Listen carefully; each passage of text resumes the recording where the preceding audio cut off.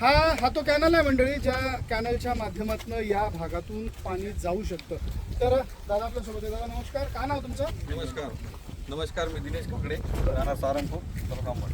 काय सांगाल, या कॅनलची निर्मिती कधी किंवा कशी झालेली आणि या माध्यमातून हे पाणी या ठिकाणाहून जाऊ शकतं का? कसं नियोजन आहे याचं? या धनगरपुरी बृहत लघु पाटबंधारे प्रकल्प निर्मिती 1996-97 दरम्यान झालेली.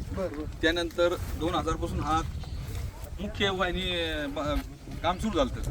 जवळपास 2004-05 ला याच्या मुख्य वाहिनीसह वितरिकेचं संपूर्ण काम झालेले.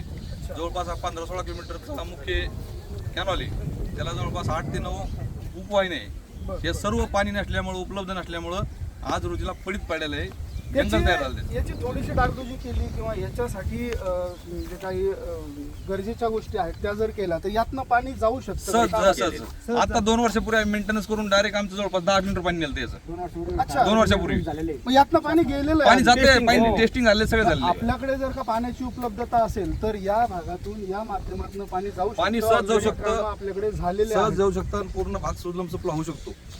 आपल्याला शेतकऱ्याच्या बांधापर्यंत पाणी गेलेलं आहे ह्या प्रकल्पाचं. ह्या प्रकल्पात. आता याची सुरुवात कुठे होते? याची सुरुवात धनगरपुरी बृहत लघु पाटबंधारे धनगरपुरी गावापासून होती. Okay okay. आणि आणि शेवट याचा आउटलेट त्याचा मुळेगाव, घनसंगी तालुका, काटखेडा, वागलखेडा, सारंगपूर, हरदखेडा, शेवगा आणि धनगरपुरी अशा प्रकारचे गाव याला जोडले गेले. सर, मग आता यांचं जसं म्हणणं आहे की धनगर पिंपरी ठिकाणी जो प्रकल्प आहे त्या प्रकल्पात जर का पाणी आलं तर त्या प्रकल्पातलं पाणी या माध्यमातून या शेतकरी मंडळांना मिळू शकतं. काय वाटतं तुम्हाला? नॅचरली इन्फ्रास्ट्रक्चर जे आहे ते तयार आहे. जे या ठिकाणी करणं गरजेचं होतं ते सुद्धा तयार आहेत. फक्त ग्रॅव्हिटीने पाणी सोडण्याची गरज आहे. बाकी कुठल्याही गोष्टीची आवश्यकता नाही.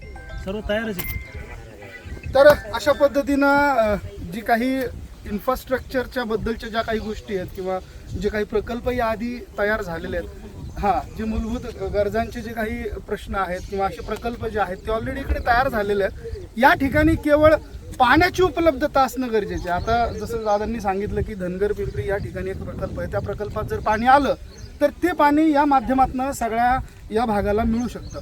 आता पावसाचं प्रमाण हे अंबड तालुक्यामध्ये अत्यंत कमी असतं आणि त्यामुळे त्या प्रकल्पामध्ये पाणी येत नाही आणि ते पाणी आलं नाही त्यामुळे ते पाणी इकडे पुढे पण येत नाही. मग जर का जायकवाडीतलं पाणी आमच्या त्या धनगर पिंपरी या ठिकाणच्या प्रकल्पाला जर मिळालं, तो प्रकल्प पूर्ण भरला तर या माध्यमातून या शेतकऱ्यांना देखील या ठिकाणी पाणी मिळू शकतं. इन्फ्रास्ट्रक्चर आमचं रेडी आहे असं सगळ्यांचं म्हणणं आहे. तर या पद्धतीचं हे काम सध्या आहे. पुढेही आणखी भरपूर आपल्याला बघायला मिळणार आहे. तुर्तास यात्रा सुरू आहे, आपण कंटिन्यू करूया.